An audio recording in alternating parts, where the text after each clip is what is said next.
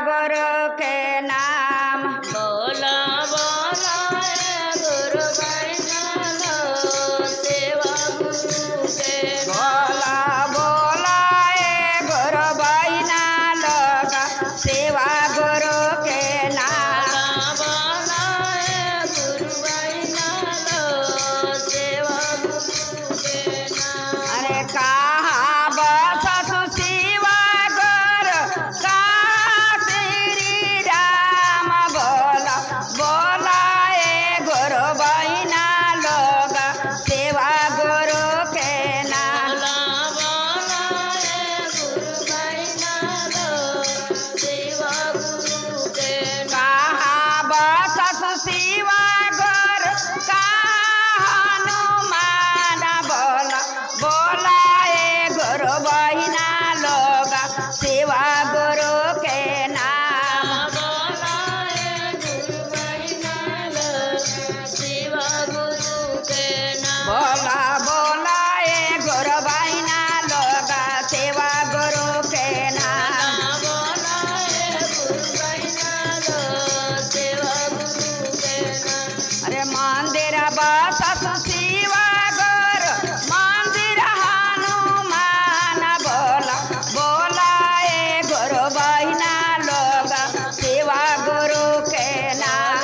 बोला गुरु बैना लो सेवा गुरु के नाम। बोला बोला गुरु बैना लोग सेवा गुरु के नाम। बोला गुरु बैना लो सेवा गुरु के नाम। हम कहाँ बसत शिवा गुरु कहाँ हनुमान। कहाँ बसत तुलसी कहाँ हनुमान। बोला बोला गुरु बैना लोग सेवा गुरु के नाम। बसे तुलसी हनुमान। बोला बोला जय हो। बैना लो सेवा गुरु के बोला बोला गुरु बैना लोग सेवा गुरु के नाम। बोला गुरु बैना लो सेवा गुरु के मंदिर बसत शिवा गुरु मंदिर हनुमान। अरे अगना बसत तुलसी। अरे अगना बसत तुलसी दिल में हनुमान। बोला बोला गुरु बैना लोग सेवा गुरु के नाम। गुरु बैना लो सेवा गुरु के नाम। बोला बोला गुरु बैना लोग सेवा गुरु के नाम। बोला गुरु बैना लो सेवा गुरु के अगना बसत तुलसी हो दिल में श्री राम। बोला बोला गुरु बैना लोग सेवा गुरु के नाम। गुरु बैना लो सेवा गुरु के गाय चढ़े सेवा गुरु का हनुमान।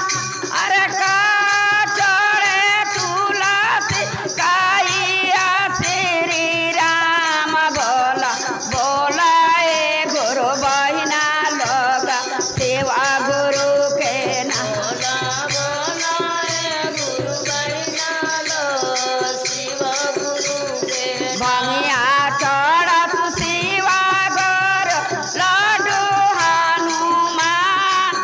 अरे सिंदूर चढ़े तुलसी मेवा तेरे राम। बोला बोला गुरु बैना लोग सेवा गुरु के नाम। बोला गुरु बैना लो सेवा गुरु के बोला बोला गुरु बैना लोग सेवा गुरु के नाम। बोला गुरु बैना लो सेवा गुरु के प्रेम से बोला श्री गुरु महाराज की जय।